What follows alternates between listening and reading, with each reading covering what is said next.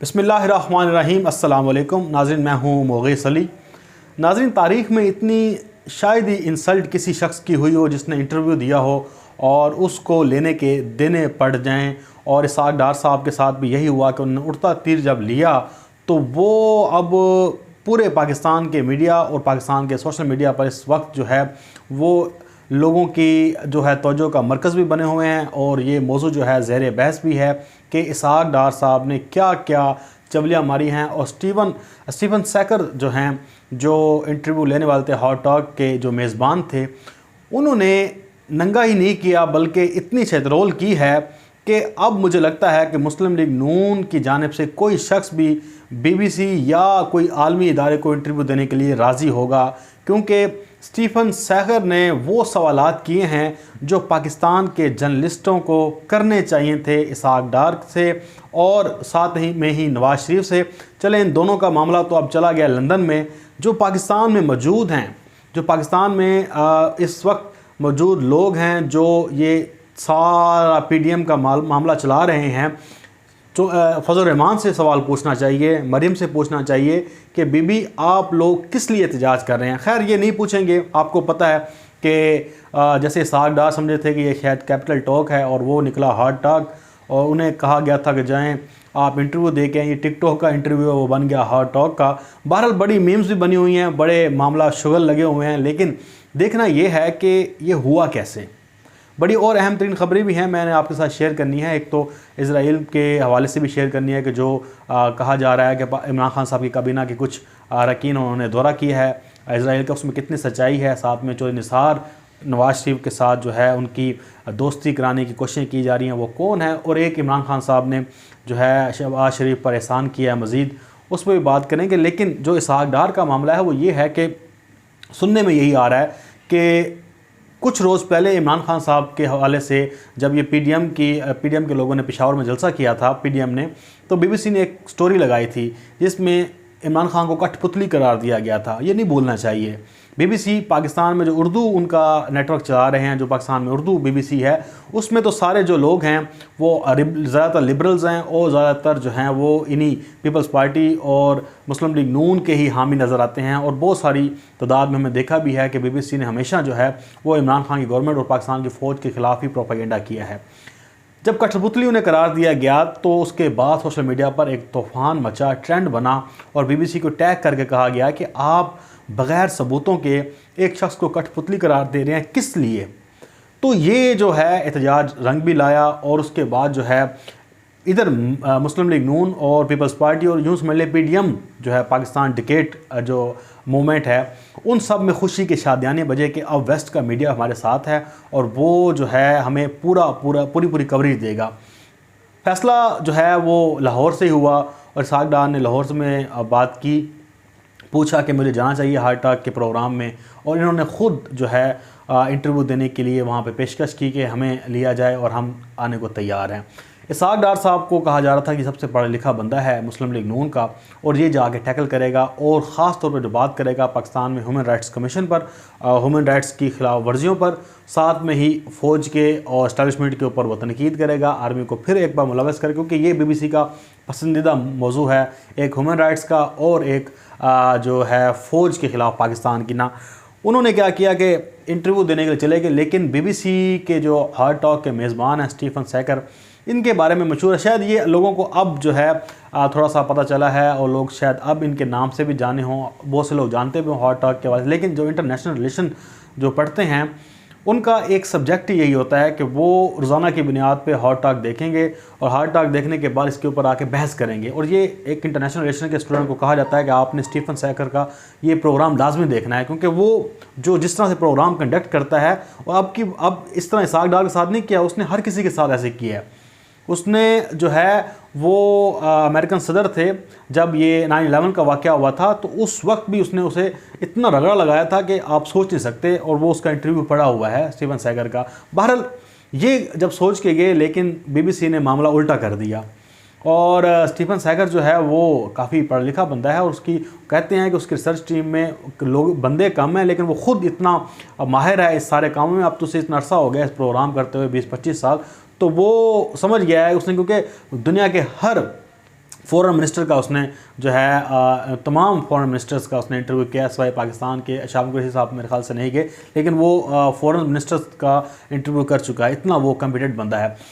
उसने इसहाक डार को घेर लिया और वही जो लेने के देने पड़ गए, और इसहाक डार साहब जो करने गए थे उल्टा अपनी ही जो है पतलून उतरवा कर आ गए, जैसे शायद खाकान अब्बासी के अमेरिका में उतरी। तो अब जो है एक तो गलीज़ चेहरा जो पाकिस्तान के सहाफ़ियों का है वो सामने आया है कि इनको बेशर्मों को डूब के मर जाना चाहिए कि सवाल ऐसे होते हैं, आप जब अगला बंदा जवाब दे रहा होता है आपके सवाल का तो आप बकरी की तरह बस सारे मैं कर रहे होते हैं, ये बकरी की तरह सर नहीं हिलाना चाहिए। अगर उसने कहा कि पाकिस्तान के इलेक्शन रिग्ड हुआ है तो आप कहें कि भाईजान ये EU मॉनिटर जो है कह रहा है कि आपके इलेक्शन इमरान खान साहब सही जीते हैं, ये उनका कंक्लूजन है, ये उनका लास्ट जो है आखिरी बात है कि पाकिस्तान में इलेक्शन फ्री एंड फेयर हुए हैं। जब वो ये कहे कि पाकिस्तान में नाइंसाफ़ी हो रही है, पाकिस्तान में जो है इंसाफ नहीं है, तो उनसे पूछना चाहिए कि आपके होते हुए क्या इंसाफ था, आपने क्या किया। तो जो अब बाहर बैठे हुए हैं कि तुम पाकिस्तान के लोगों से मोहब्बत जो है वसूल करना चाहते हो, पाकिस्तान के लोगों को मोटिवेट कर रहे हो, हुकूमत के खिलाफ लड़ा रहे हो, ख़ुद तो तुम लंदन में बैठे हो, पाकिस्तान क्यों नहीं जाते। तो ये सारे मामला जो है आते हैं। ये अब इन्होंने क्या प्रोपागेंडा शुरू कर दिया है, जी हमें तो इजाज़त नहीं है इसका इंटरव्यू एयर करने की। चलो यार, इसका इंटरव्यू एयर करने की इजाज़त नहीं है, 10,000 बंदे यहाँ मौजूद हैं, मुस्लिम लीग नून के भी, PDM के भी, पूछे ना सवाल उनसे करके देख लें, लग पता जाएगा।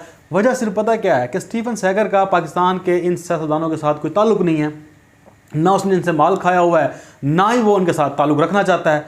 इन्होंने ताल्लुक़ रखना है, सारी ज़िंदगी का ताल्लुक़ रखना है फजल रहमान से इनके अपने ज़ाती ताल्लुकात, जरदारी ख़ानदान से इनके अपने ज़ाती ताल्लुकात, तो ये इस ताल्लुकात को ख़त्म नहीं करना चाहते, इसलिए इनसे सख्त सवाल नहीं करते। इमरान खान साहब पे ये फ़ौरन चढ़ जाएंगे, कोई बात भी हो। खैर, ये एक जो है इसहाक डार साहब का इंटरव्यू पाकिस्तान की सहाफ़त के लिए अलमिया है, और सोचना चाहिए कि यार आप लोग क्या सहाफ़त कर रहे हो, असल में सहाफ़त है क्या।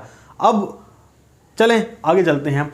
जो डॉक्टर शाहिद मसूद साहब हैं, उन्होंने एक दावा किया, उन्होंने कहा कि पाकिस्तान के कुछ लोग जो हैं, या यूँ समझ लें कि पाकिस्तान की काबीना के रुकन कह लें, या इमरान खान साहब के जो मामले खुसूसी हैं, उनमें से कुछ ने जो है तल अवीव का दौरा किया इज़राइल का।